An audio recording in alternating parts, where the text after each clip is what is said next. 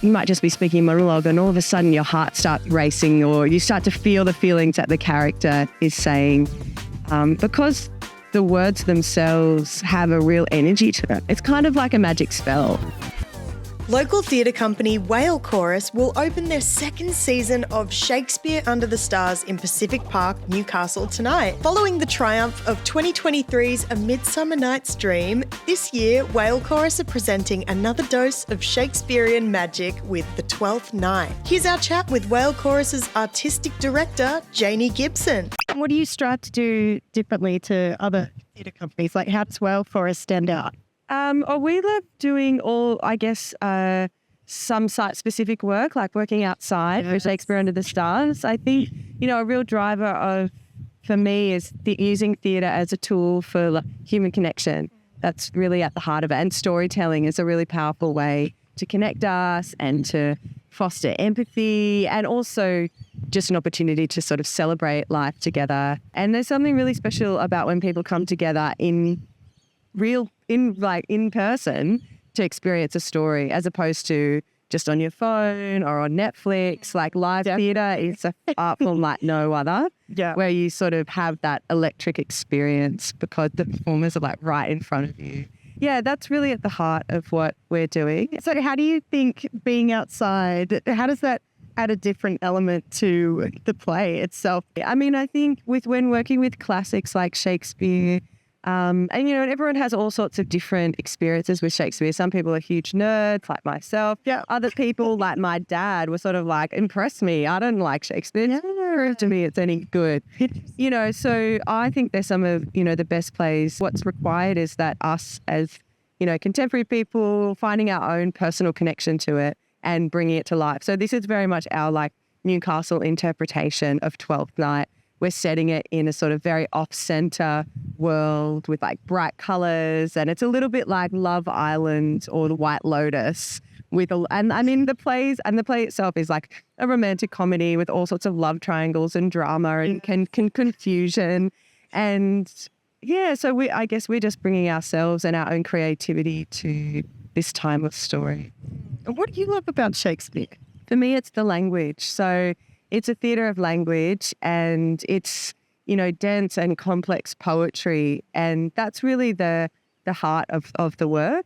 And, I'm an actor myself and I came to love Shakespeare by acting it, by just loving the feeling you get from speaking aloud the words. And, some monologues, you might just be speaking a monologue and all of a sudden your heart starts racing or you start to feel the feelings that the character is saying because the words themselves have a real energy to them. It's kind of like a magic spell. Yeah. So it takes a lot of work to unlock that, but when you do, it's so exciting.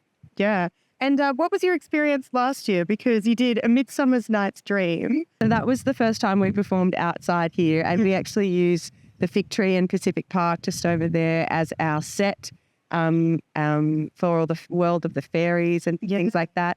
But we had a really great turnout from Newcastle audiences. We sold out really quickly and people loved the show. People from primary school age children all the way through to elderly people in our community came along and were able to connect with it. So for me, that was really exciting to see that local audiences were really hungry for live theatre. And I think as well, because we work with a lot of local artists, or pretty much all local artists, people love seeing their own community up on stage acting and that sort of, that real meaningful connection. We're not just sort of a touring company that blows in and blows out, but it's, a commitment to storytelling here and live theatre where we build a legacy and relationship with our community. Yeah. And speaking of community, I'd love for you to tell me about the cast that you've chosen out to play some of these characters. Yeah, we have an excellent cast of 7 local actors and then 1 actor who's also from Sydney who's working on the show. So, we have some, Newcastle's quite a small place, so a lot of people know each other. So you might, we've got the character of the Fool is played by Pip Thorogood, who's like a Newcastle renowned artist. Roger Lee, who played Puck last season, is now back playing the character of Orsino. We've got another local actor, Barney Donaghy, in the making everyone laugh till we cry. It's a drunken rogue called Sir Toby. And then we have Phoebe Turnbull, who's playing Viola, and Matt Harper, who's playing Sir Andrew, also another very funny actor. And then we have Samuel Jenkins, who's playing two roles, Malvolio and Sebastian, and then Madison Chippendale from Sydney, who's playing Olivia, and then Evie Lawrence, who's playing Mariah. So the actors are so talented. Some of them play multiple roles and with quick costume changes. There is like dancing and movement and like some beautiful songs sung by Pip. Yeah. And we even have a local sound artist, Hugh Jones, who's sitting up on top of the shipping container there. But we're calling him DJ Shakespeare because he does the sort of like beautiful like live, music along with the acting. That's incredible. How did you come about that idea? Actually, it's one of the original practices of working with Shakespeare. They actually, in the Globe Theatre, they had musicians up on the bridge behind the stage playing music. And it's actually a really effective way to integrate music into the plays. We're obviously doing it in a modern way where we've got modern music and a lot of different musical influences in the show. The show takes place on this sort of coastal island, and there's a lot of like wild parties. So we've got a kind of like Ibiza vibe going on with our sound design. As well as some other really special sort of jazzy numbers that Pip sings. So I really love working with live music and having that live relationship with the musicians and the actors. Yeah. Almost so much so that the play is so much more than a play. It's almost like a fiesta or a party in itself because you've got that live musical relationship. Yeah. It's opening night tonight. Yeah. Tonight we have our first show. So it's a preview. So it's still a ticketed event and anyone can come along. And then the official opening's tomorrow night. Yeah. What are you hoping that the audiences take away?